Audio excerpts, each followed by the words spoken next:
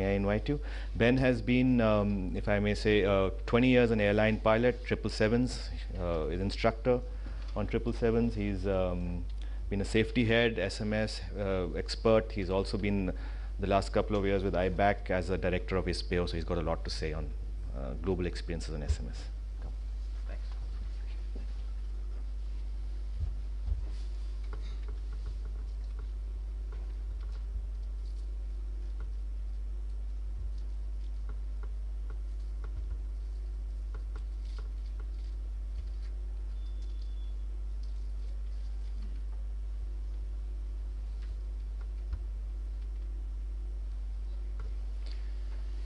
Hi everyone, Ben Walsh here. It's a real privilege to be here.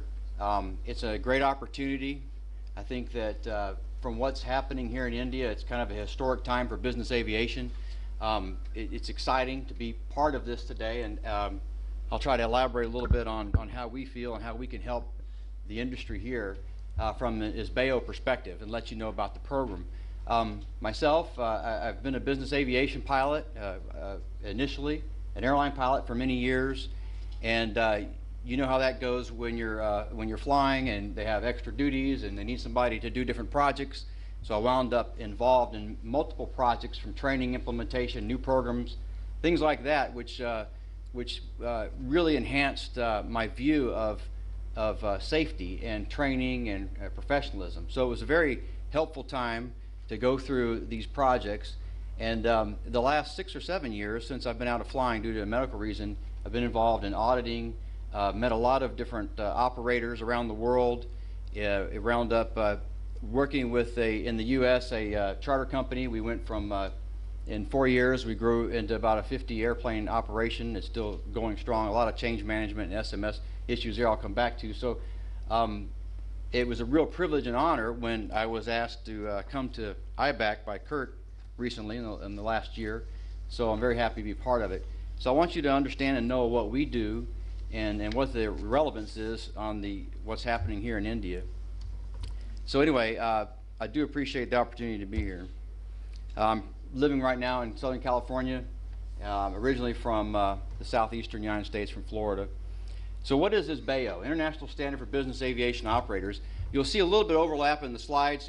Typically, Kurt and I don't travel together, so there are some things similar in there, and I'll skip over that part and get to the relevant issues for us today.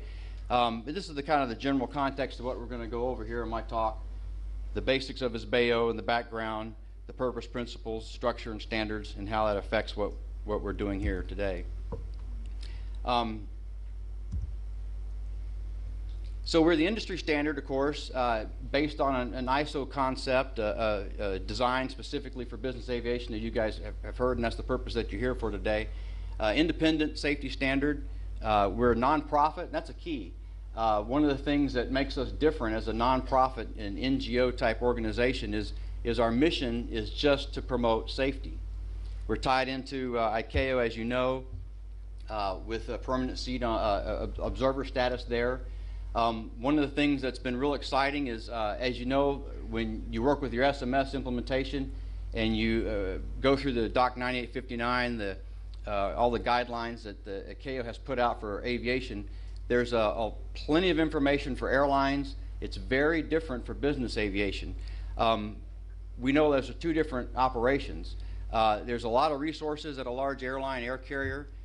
With a small operator, whether that be 2, 3, 4, 5, even 10 airplanes, has very different resources, very different capability. And you know that better than anybody, those of you that are operators here today. It's a challenge to implement and operate an effective SMS. So we were encouraged at the Safety Management Panel just last week in Dominican Republic to be part of the effort now, and we were specifically asked by ICAO to be part of this, to allow a carve out in the guidance for business aviation specific. There's got to be a scalability to this to make it appropriate, to make it work effectively. And so we're really excited about what's happening in that front. And that's how we represent you. You know, our members around the world, we get a lot of input. We get a lot of feedback. So I don't know there's any other organization that's helped 800 operators implement effective SMS.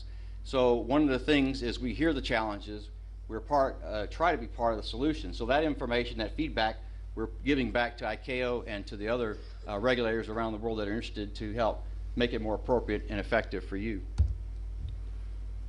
We all know exactly, I think, what ICAO is all about. And Kurt went over these points very well in the previous discussion and the two different programs. So there's, Kurt's the Director General of IBAC. We have currently ISBEO, which is my program as the director. Terry Yeomans has the ISBA program.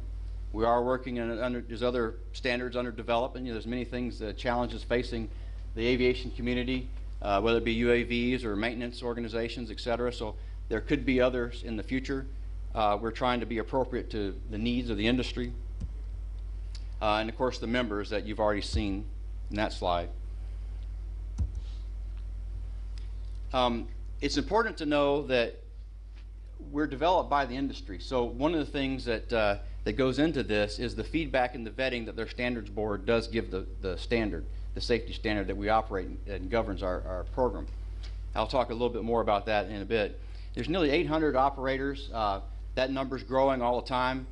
We do about 400 audits every year right now, and that's continuing to grow, of different organizations around the world. And they're split primarily about 60% of private operators, non-commercial, and about 30% are commercial operators.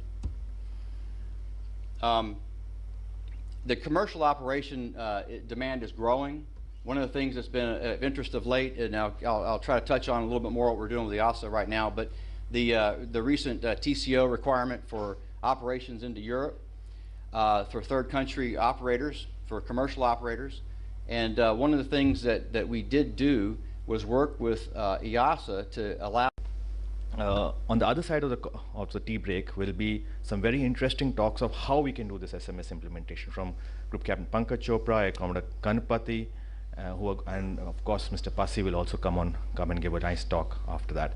But before we break for the tea and coffee break, I'd like to invite Captain Atul Chandra, our new CFOI of India, to come and just say a few words. I know I'm doing a swoop attack on you, but just come and just say hello to everybody. Thank you so much.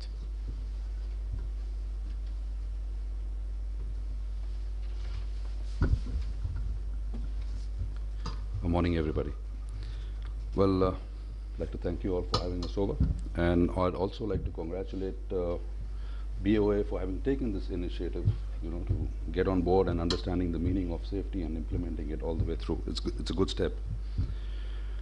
We got a lot of data which was basically provided by Lalit Gupta ji and Kurt, and there's a major area where we still need a lot of data, and that has been addressed by everybody, is that the only way we can get data is by getting it on a voluntary basis. The question raised, punitive, non-punitive, yes, issues. As we mature, as we go along, we also need to understand how to go along with them. But specific issues clarified on punitive part of it is that you cannot continuously think that you're going to overrule all the rules and regulations and still afford for it to be non-punitive, correct? I think we all agree with that. Having gone through the little bit of slides on presentation of data, we saw that most of the issues related to aviation, and now I'm purely talking from an operational point of view, have been issues of landings and takeoffs. I'd like to invite Captain Atul Chandra, our new CFOI of India, to come and just say a few words. I know I'm doing a swoop attack on you, but just come and just say hello to everybody. Thank you so much.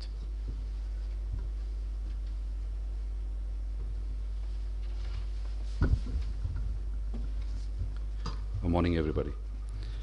Well, I'd like to thank you all for having us over, and I'd also like to congratulate BOA for having taken this initiative, to get on board and understanding the meaning of safety and implementing it all the way through. It's a good step. We got a lot of data which was basically provided by Lalit Gupta ji and Kurt, and there's a major area where we still need a lot of data, and that has been addressed by everybody, is that the only way we can get data is by getting it on a voluntary basis. The question raised, punitive, non-punitive. Yes, issues, as we mature, as we go along, we also need to understand how to go along with them. But specific issues clarified on punitive part of it is that you cannot continuously think that you're going to overrule all the rules and regulations and still afford for it to be non-punitive, correct? I think we all agree with that.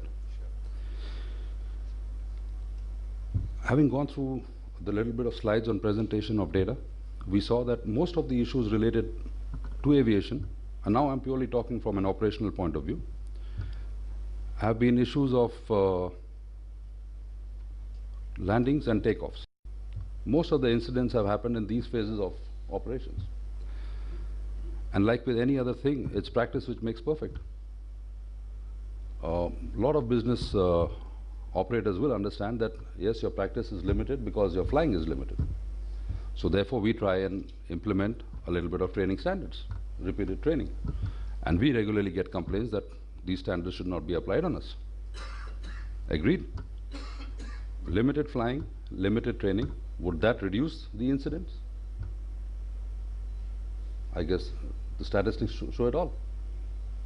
So we got to strike a right balance, and which, as we develop, as we go along, we'll definitely go along with everybody out here.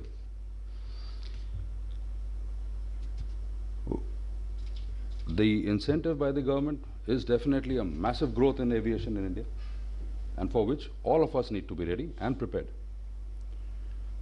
Business aviation also has to grow in a big way and will be growing in a big way as things are going along. And so this is the first step that you all are taking in the right direction.